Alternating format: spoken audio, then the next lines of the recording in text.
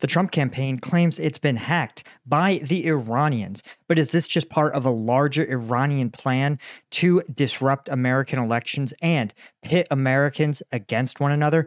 I'm Paul, U.S. Army combat veteran. Let's get into it.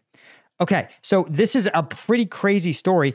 Politico, among other news outlets, have said that we actually received documents from someone claiming their name was Robert, and the Trump campaign reached out and said Robert isn't real, that it is an Iranian hacker who has hacked into the Trump campaign's documents. This is, of course, the Trump campaign saying that, again, foreign sources hostile to the United States. They didn't name Iran, but they identified that a Microsoft report, which did identify Iranian hackers, were able to get inside the Trump campaign and actually was pretty sophisticated. So they sent a spear phishing email to a high-ranking official in the Trump campaign from a compromised email account from a former senior official, right? So this, of course, redirected the campaign staffer's computer to give the Iranians access. And with that access, they were able to get a slew of documents internal to the Trump campaign. Strangely enough, a lot of them seem not that bad, right? There was the vetting research for vice presidential candidate J.D. Vance, for example. But it generally is just a compilation of publicly available information. And so, however, the problem is that we don't know what else the hackers may have gotten, right? Of course, they identify some of Vance's potential vulnerabilities. They also had a similar document detailing vulnerabilities with Senator Marco Rubio. Now, there was a bunch of legal and court documents, internal campaign discussions, and even the senator themselves said, quote, "I suggest you don't be curious about where I got them from. Any answer to this question will compromise me, the hackers, and also legally restricts you from publishing them," which, of course, they literally told Politico, we got these illegally, which is kind of insane. So, of course, Politico's not going to report them. And this is really interesting. Now, when we look at the Microsoft statement itself, this is where things actually get even more wild.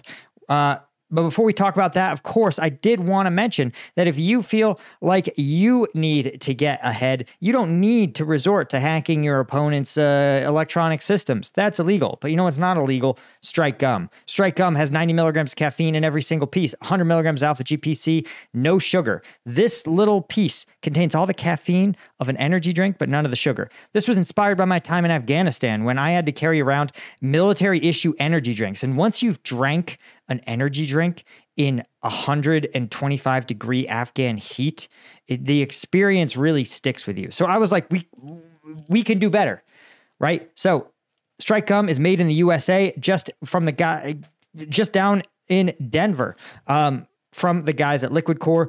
It's obviously veteran owned, but most important, we use high quality ingredients, right? So we're using natural caffeine derived from coffee beans, and again, we spend a little bit more to make it here in America. We spend a little bit more on better ingredients. But you know what?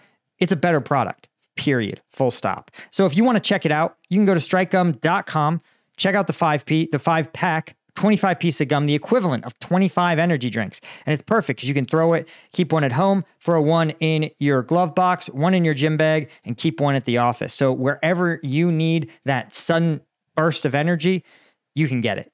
So again, check us out, strikegum.com. Okay, so this Microsoft report is actually really crazy. And this is straight from Microsoft, right? Who is monitoring this. And what they reported that Iran, that the actors they've identified as Iran or Iranian backed are ramping up a huge amount of influence campaigns to target the United States.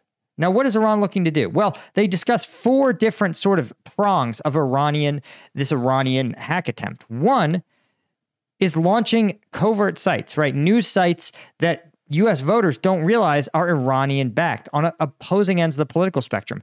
Again, one site, for example, they called it Neo Thinker, caters to left-leaning audience and insults former President Donald Trump, right? Another, called Savannah Time, claims to be a trusted source for conservative news in the vibrant city of Savannah, right? Savannah, Iran, of course, right? That thriving metropolis. And of course, focuses on LGBTQ issues, gender reassignment. And Microsoft found that they actually used AI-enabled services, likely Microsoft's own OpenAI, to pull and plagiarize some content from U.S. publications. So likely what they do is instead of they likely take real U.S. news stories and probably feed them into an AI that says, hey, make these more salacious, make these more outrageous, right? And of course, we know this is a proven tactic, but it should tell you something about the other sources that you hear of that focus on these issues, right? At the end of the day, what I would encourage people to do is to think about the issues that actually impact their day-to-day lives and look at that, right? The vast majority of Americans have concerns, and in surveys, this is clear. They're worried about inflation. They're worried about national security, being safe, right? And those are the kind of the affordability of homes and food. Those are things that worry most Americans. So the fact that Iran is instead identifying these other sort of what are called wedge issues, right? Wedge issues are issues that that get people worked up, but don't really impact the average American. And so they're focusing on them and appear to be literally just trying to get people unbelievably, uncontrollably angry at one another, unable to collaborate, and important for Iran and other American enemies, unable to work with the other side, even on issues, right? There's no pro-Iranian political party. Nobody likes what Iran is doing, right? And so that is, I think, for Iran, the biggest problem. They want a U.S. that can't operate and function together. But there's more. Another Iranian group has been setting the groundwork for U.S. influence operations since March, right? They may be trying to prepare for activities that they describe as even more extreme, like intimidating or inciting violence against political figures or groups, with the ultimate goal of inciting chaos, undermining authorities, sowing doubt about election integrity. So that should tell you, if you start hearing people tell you about, oh, the election, it's fake, it's fraudulent, or that there's a small subgroup of people trying to, who have stolen the election, that should tell you again, ask yourself, is this real or is this part of this Iranian-backed effort? But another Iranian prong of the effort, one connected to the Islamic Revolutionary Guard Corps, who you might remember was targeted, their head, Soleimani, was killed by the Trump administration, right? They sent a spear-phishing email to a high-ranking official in the Trump campaign that compromised the email account of a former senior advisor, right? Then, of course, within days of this activity, the same group unsuccessfully attempted to log into an account belonging to a former presidential candidate. Microsoft has notified those targeted. And a fourth group, there's more. This is a sprawling Iranian effort. They compromised the account of a county-level government employee in a swing state. Now, even Microsoft says, we're not exactly sure why, right?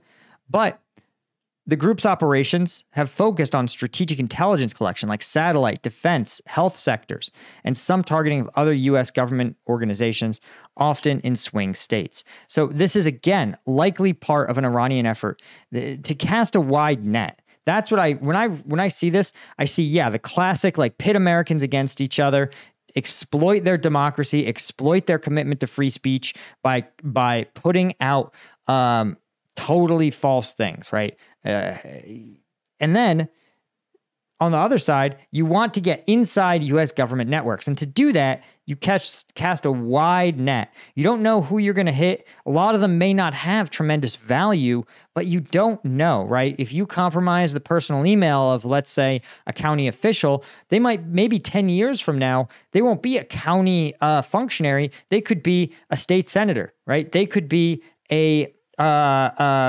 they could be someone of national prominence. Or in the case of like the 2020 election, look at how important, for example, the Georgia state election office proved to be when President Trump attempted to sort of coerce them to find more votes, right? So this kind of thing is part of these countries' efforts. And you don't understand, when it comes to fighting their rivals, countries spend at a scale that you and I would find staggering, right? 50 US states, I guarantee it, there are dozens of Iranian staff whose job it is to focus on each one of the 50 states, as well as probably dozens of staff who focus on nothing but each individual major military installation, right?